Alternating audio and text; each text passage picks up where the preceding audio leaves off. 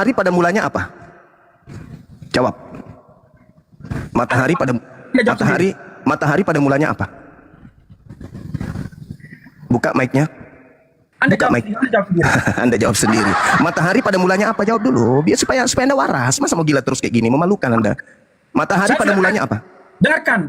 Matahari pada mulanya apa? Dengarkan Juma. Saya sudah menerangkan dari sudut pandangan saya. Matahari Itu pada mulanya urusanmu. apa? Kalau kita berbeda pendapat, itu urusanmu.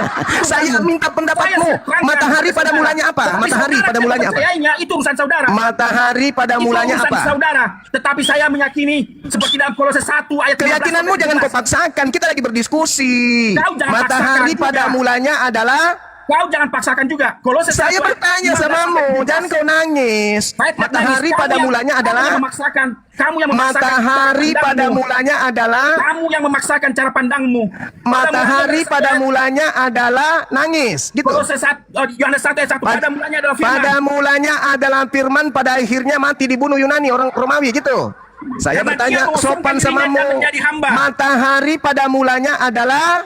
Pada mulanya ia bersama-sama dengan Allah dan dia Hei, masol lagi lapik dak. Saya ulang lagi. Matahari pada mulanya adalah. pada mulanya adalah firman. Firman itu bersama-sama dengan Allah. Keren. Berarti matahari dan Yesus sama, pada mulanya adalah firman. Makanya kamu baca kitabmu sendiri. Yohanes 1 nomor 2 nomor 3. Dari dia segala sesuatu dijadikan. Segala sesuatu itu termasuk Yesus. Ayo, saya bertanya lagi. Duluan mana matahari atau Yesus yang pada mulanya firman? Jawab. Awas kalau salah ku lempar mangkok. Jawab. Itu urusanmu. Kau masih mau? Kau masih mau menyembah ciptaan? Mau? Matahari lebih dulu berasal dari firman, pada mulanya firman daripada Yesusmu itu. Makanya saya berawal tadi, saya katakan samamu, kalau ada orang yang menganggap Yesus itu pencipta, itu wajib ke rumah sakit. Dia gangguan jiwa, kronis. Nah sekarang saya bertanya samamu, matahari pada mulanya apa? Anda nggak mau jawab. Apa yang ada pada diri Yesus yang bukan ciptaan? Anda nggak bisa jawab. Kenapa? Karena sejatinya yang Anda proklamirkan, yang Anda promosikan ini adalah iblis dalam nama Yesus. Kalian ini penyembah-penyembah iblis dalam nama Yesus. Yesus sudah mengatakan, waspadalah kepada iblis yang datang kepada kalian memakai namaku dan berkata, akulah Kristus. Mereka iblis ini akan menyesatkan banyak orang. Kalianlah itu. Makanya nanti kalian bertemu Yesus, Tuhan, bukankah kami bernubuat, mengusir setan, bermujizat pakai namamu? Apa kata Yesus? Kamu pembuat kejahatan, aku tidak mengenal kalian, enyahlah daripada aku. Matius 7, 22, 23. Itu. Jadi berapi-api sampai terbata-bata kamu itu menjelaskan ketuhanan iblis dalam nama Yesus. Pret, orang waras mana yang mau percaya? Kau bungkus iblis itu dalam nama Yesus. Kau pakai iblis itu mengusir setan, bermukjizat dalam nama Yesus. Orang berakal tidak akan goyang. Makanya agamamu semakin hari semakin ditinggal. Di barat sana, di Eropa, bye-bye Kristen. Kenapa bisa demikian? Karena orang udah tahu, ini ternyata tipu muslihat. Cuman di Indonesia aja ya, karena belum ada perlawanan secara kuat. Tapi alhamdulillah dengan adanya API, kalian sudah punya lawan kuat kan? Babak belur kan kalian di mana-mana? Bang Jung, aku boleh Iya. tanggapin Jospen? Boleh, silakan Bang, silakan. Iya, terima kasih. Bang Jospen, Anda tadi sebenarnya jadi blunder ini. Anda ngangkat Amsal 8. Di situ di ayat 22 jelas. Ya, Tuhan telah menciptakan aku sebagai permulaan pekerjaannya. Jadi jelas. Yang mengklaim diri sebagai akulah hikmat ini adalah ciptaan pertama dari Yahweh ya, Tuhan Guru besar di sini semua. Dan itu Salomo Bang, bukan Yesus. Ini cuma depan-depannya yang ambil kitabnya orang. Iya, Salomo tapi itu. Bang Juma, kalau ini adalah sosok yang lain, maka jadi ada dua yang harus diikuti orang Kristen, kan repot. Jadi nggak Iya. perlu Belum Selamat ngerti malam ini. ini semuanya. Yesus gitu. Iya. Malam. Nah itu. Jadi blunder si Jospen jadinya. Memang di Salomo sini yang itu bukan Yesuslah Yesus. pertama sekali. sebelum Selamat segala malam. sesuatu. Tapi tetap aja ciptaan, gitu loh. Malam. Oke, tanggapilah Jospen. Oke. Sekarang giliran saya bicara. Bentar, Bang Jospen. Bentar. Ya malam Pak Leon, sebentar ya. Lanjut. Gantian, Pak Jospen, ya. Pak Jospen jangan lupa minum air putih dulu Pak Jospen. Teriak-teriak takut serak nanti ya. Lanjut. Oke, gantian bicara. Setelah ini saya akan turun. Amsal 8 karena ada kerja. Amsal 8 ayat 22 mengatakan, betul, dia adalah permulaan segala ciptaan yang dilahirkan. Makanya Yesus disebut anak tunggal. Dia kalau bahasa Inggris mengatakan the only begotten son of God. Satu-satunya yang diperanakan, satu-satunya yang diperanakan Bapa, dilahirkan Bapa. Nah, makanya dalam Amsal 8 ayat 23 dikatakan ayat 8 24, Amsal 8 ayat 24, sebelum air samudra raya ada, aku telah lahir. Kemudian ayat 25, sebelum gunung-gunung tertanam dan lebih dahulu daripada bukit-bukit, aku telah lahir. Makanya kata-kata ini, kata-kata lahir, itu digunakan dalam Yohanes 1. Yohanes 1 ayat 1, pada mulanya adalah firman, firman itu bersama-sama dengan Allah. Kemudian ayat 14, firman itu menjadi manusia, sebagai apa? The only begotten of the Father, satu-satunya yang dilahirkan dari Bapa. Kemudian Yohanes 1 ayat 18 mengatakan, satu-satunya yang dilahirkan oleh Bapa. Yohanes 1 ayat 18. Jadi, Yesus itu keluar dari Bapa sebagai satu-satunya anak yang diperanakan. Nah, inilah yang membedakan antara Yesus dengan kita. Kita itu adalah yang diciptakan dan kita keluar dari Yesus. Itu yang membedakannya. Dan saya permisi, saya turun dulu karena ada kerjaan. Mau seperti apapun, Yesus ciptaan udah selesai. Kalian penyembah ciptaan. Udah. Dan sekali lagi saya katakan bahwa yang disajikan oleh saudara kita tadi itu bukan anak Maria. Bukan. Tapi Kristus palsu yang disembah oleh Leon from Yehuda ini. Itu Yesus palsu yang kalian sembah itu. Yesus palsu yang kalian jual ke kami. Tapi sayang, kami nggak mau membeli sesuatu yang nggak jelas kayak gitu. Oke. Boleh saya bernarasi? Boleh, silakan. Boleh, ya. Jadi berbicara tentang firman, ya. Firman itu tidak hanya berpusat kepada satu objek, ya. Di dalam bahasa Ibrani itu adalah dafar atau perkataan, kehendak atau tindakan Allah. Jadi di sini yang bermain adalah roh firman itu sendiri. Ya, di dalam PB, dalam Yunani itu firman itu adalah pribadi yang sudah menjadi Yesus. Di dalam Yohanes 1 ayat 14. Jadi firman kalau Anda katakan firman adalah ciptaan, saya setuju di dalam PL. Diciptakan. Karena dia dalam bentuk perkataan, kehendak, tindakan Allah. Di dalam PB, firman sudah menjadi pribadi ilahi.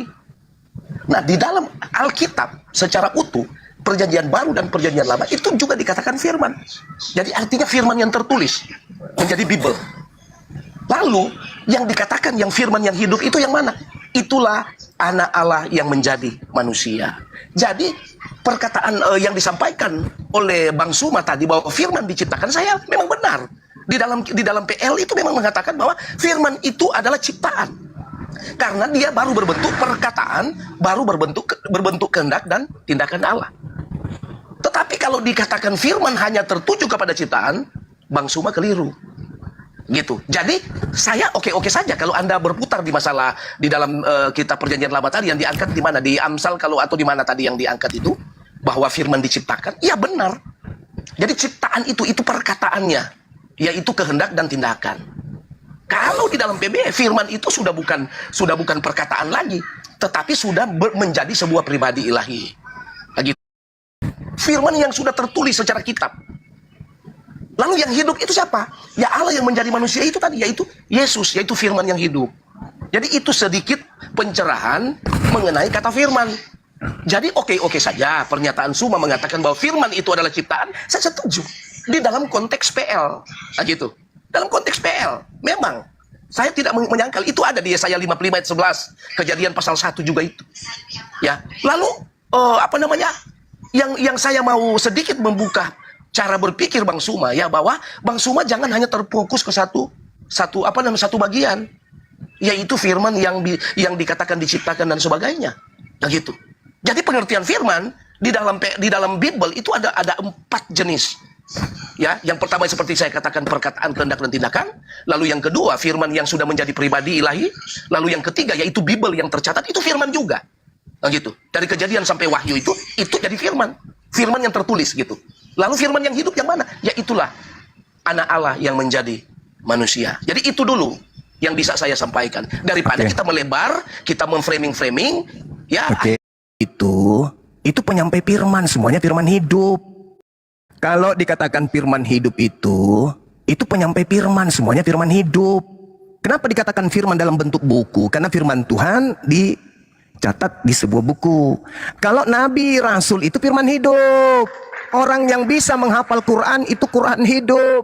Orang yang bisa menghafal Quran itu Quran yang berjalan. Yesus disebut firman hidup karena dia menyampaikan firman tanpa kitab. Begitu deh. Jangan kau jual agama paganmu di sini. Sebenarnya kalau saya ingin suapin kamu dengan yang tadi itu sama aja, nggak ada bedanya. Sebenarnya orang Kristen itu kalau berbicara firman itu ada 4 di dalam Bible. Firman itu cuma ada dua. Yang pertama, firman, ucapan, kalimat, tita, kehendak, ide Tuhan yang disampaikan melalui penyampai firman Nabi. Nah, kemudian yang kedua, yang Anda katakan tadi firman hidup itu sebenarnya adalah dewanya Romawi. Baca Filipi 2 nomor 6, nomor 7, nomor 8. Itu Tuhanmu, itu dewamu. Theos tidak mempertahankan keteosannya, melainkan mengosongkan dirinya, lalu turun menjadi hamba, lalu mengambil rupa manusia, lalu menjadi taat, lalu taat sampai mati. Itu jangan kau sembunyikan itu. Itu dewamu tuh yang jadi manusia. Itu yang kau sebut firman hidup itu. Yang kau sembah itu. Jangan bedakan dengan Yohanes 1 nomor 1 sampai seterusnya. Yohanes 1 pada mulanya adalah firman. Memang betul, segala sesuatu itu pada mulanya berasal dari kehendak. Matahari berasal dari kehendak. Bumi berasal dari kehendak. Maria berasal dari kehendak. Yesus berasal dari kehendak. Yesus menjadi daging. Firman menjadi daging, firman menjadi matahari, firman menjadi bumi, firman menjadi udara, firman menjadi air. Itu biasa bagi orang waras. Jadi ketika Anda mengatakan firman menjadi daging, lalu Anda mengatakan itu bukan ciptaan, itu juga Anda ke rumah sakit jiwa juga gantian. Sama teman yang tadi. Sebenarnya Kristen itu menutupi kemudian Filipi 2 nomor 6. Nih, dengarkan baik-baik. Ini tak ajarin Saudara Leon, meskipun Anda pendeta tapi memang masih minim. Dengarkan. Yohanes 1 nomor 1 pada mulanya adalah firman. Firman itu bersama-sama dengan Tuhan dan firman itu adalah Tuhan. Itu berbicara mengenai hakikat Tuhan. Segala sesuatu dijadikan oleh Dia. Oleh siapa? Oleh Tuhan dengan cara berfirman. Yang Anda singgung tadi. Yesaya 55 nomor 11 yang Anda singgung. Kejadian 1 26, 27 28 dan seterusnya. Begitu juga di Amsal 33 nomor 6 nomor 9. Nah, bagaimana dengan Yesus? Masuk nggak dalam tataran itu? Masuk. Apa buktinya? Baca nomor 14-nya. Dan firman itu telah menjadi daging. Anda menganggap bahwa itu seperti halnya Filipi 2. Tuhan mengosongkan dewa, mengosongkan diri, lalu turun ke bumi menjadi manusia seperti Hercules, seperti Horus, seperti Zeus, seperti Hermes. Jangan. Jangan kau bawa ke Yesus. Anak Maria jangan. Karena itu tidak begitu polanya. Yesus yang menjawabnya, aku datang ke bumi bukan atas kehendakku. Yohanes 8:42. Sedangkan Filipi 2 nomor 6 nomor 7, aku sendiri yang menjadi manusia. Aku sendiri yang menjadi manusia. Aku tidak mempertahankan kedewaanku, melainkan aku sendiri yang menjadi manusia. Berbeda dengan Yesus. Aku menjadi manusia bukan atas kehendakku. Jadi jangan kupaksakan nabinya orang Yahudi menjadi sembahanmu yang adalah dewanya orang Roma. Beda, kalian hanya menggunakan nama Yesus itu untuk membungkus dewanya orang Roma agar kalian bisa menuhankannya dan mengajak orang lain menuhankannya dalam nama Yesus. Sebenarnya yang kalian sembah itu agnostos theos, dewa yang tidak dikenali oleh orang-orang Yunani, yang kemudian Paulus datang mengajarkan bahwa dewa yang selama ini kalian sembah, ini yang aku ajarkan, yaitu Yesus. Jadi kalian itu penyembah dewa-dewa Romawi, kalian itu penyembah dewa Athena. Sabar dulu. Jadi kalian itu adalah penyembah dewa Romawi Yunani yang kalian bungkus dalam nama Yesus Kristus. Kamu mau larikan kemanapun, Yesus anak Maria itu tetap ciptaan, tetap manusia, bukan dewa. Oke? Yang kalian sembah itu dewa. Itulah yang disebut agnostos theos oleh Paulus. Silakan.